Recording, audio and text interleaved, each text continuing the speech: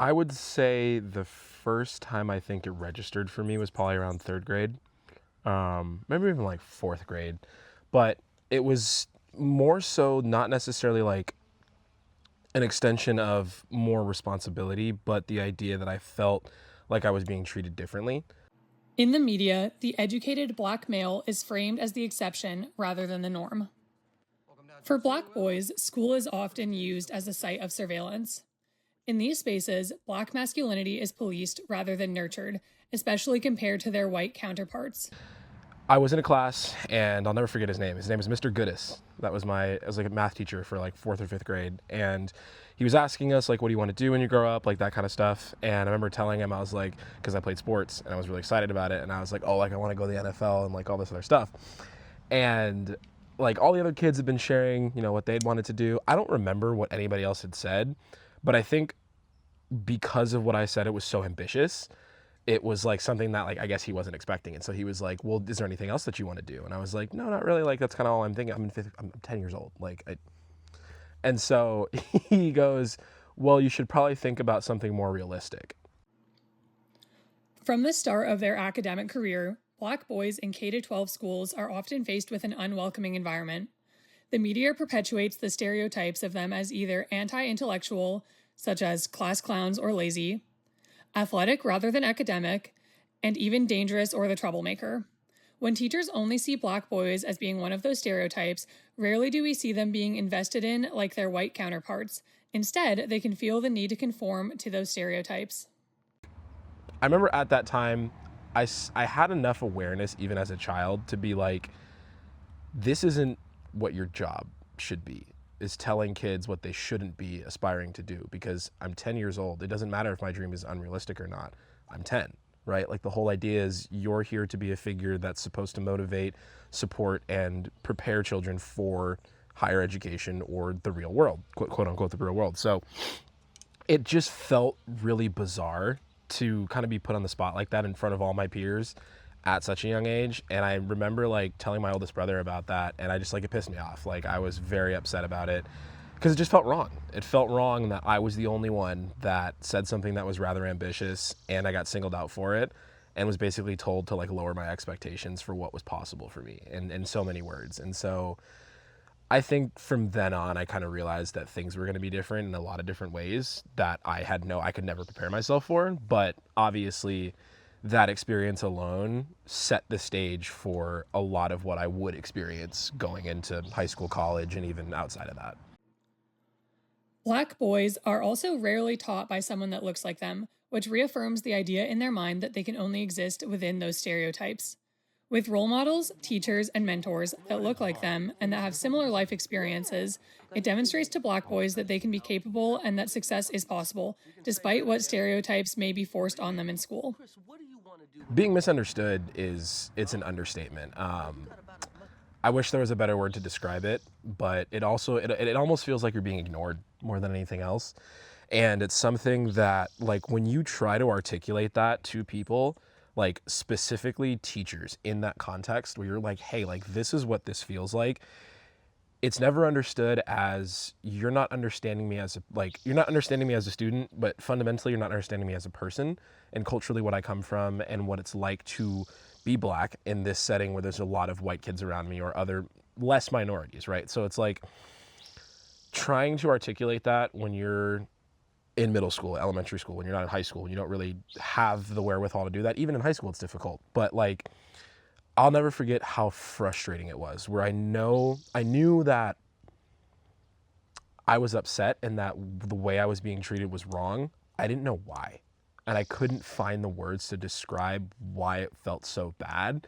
So it always just came out as like, this isn't fair. Like, you're not treating me the same as everybody else, but try not to be accusatory because like this is an adult and like there's this power dynamic that's going on. So you want to respect that, but you also want to fight for yourself and you also want to, put yourself in a position to be successful. And so it's like, how do you balance that dynamic between sticking up for yourself, but also like respecting your elders, quote unquote, because in black culture and black families, that's what you do. You don't talk back to elders. You don't cause problems. And like your parents always want you to, in a sense, not be meek, but like don't antagonize the person that is going to get you in trouble. because they don't care, right? Like that's the idea, is whether or not it's intentional, it's conscious or subconscious, like that factor of you being a minority, specifically Black in this context, is working at a disadvantage for you.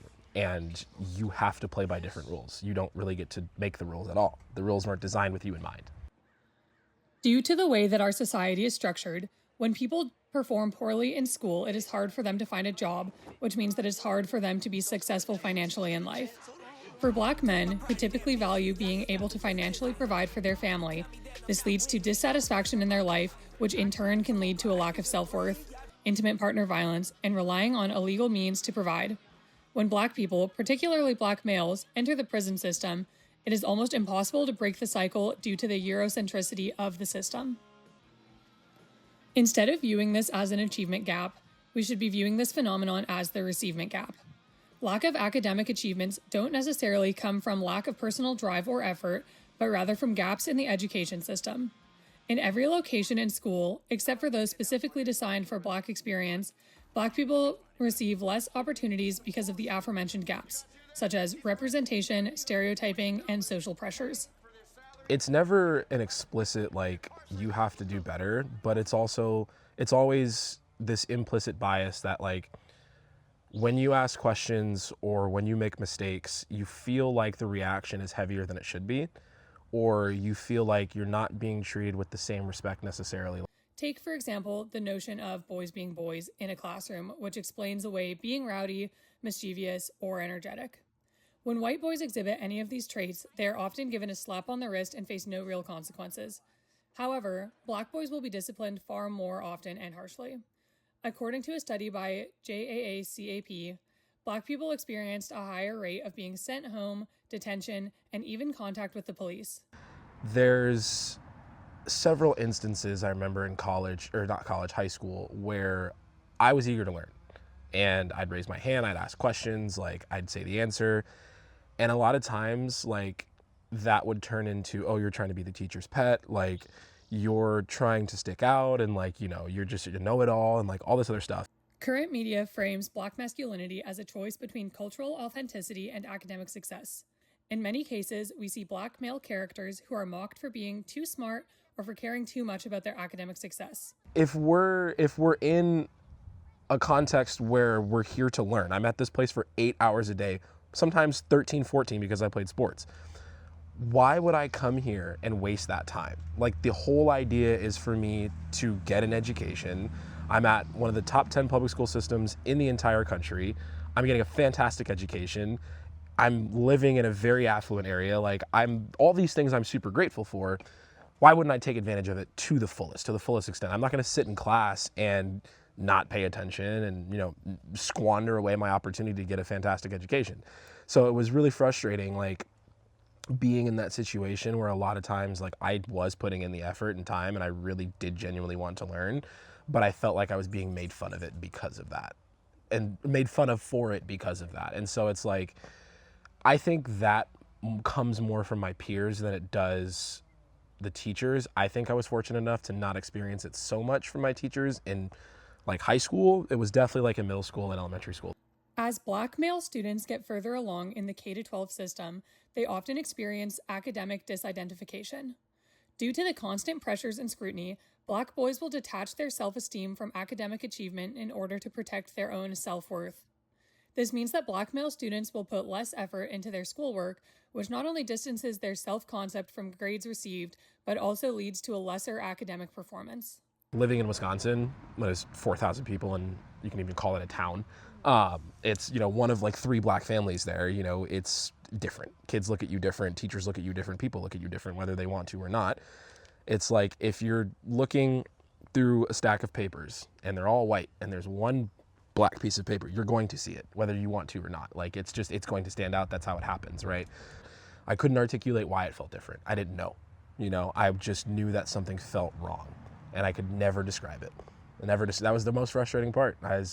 I would go home, I'd be crying, I'd be frustrated, I'd be angry, and I'd try to tell my mom, like, I didn't do anything. Like, I don't know why this is happening to me. And she would always just say, like, don't react, don't say anything, don't do anything. And I'm like, that's not fair.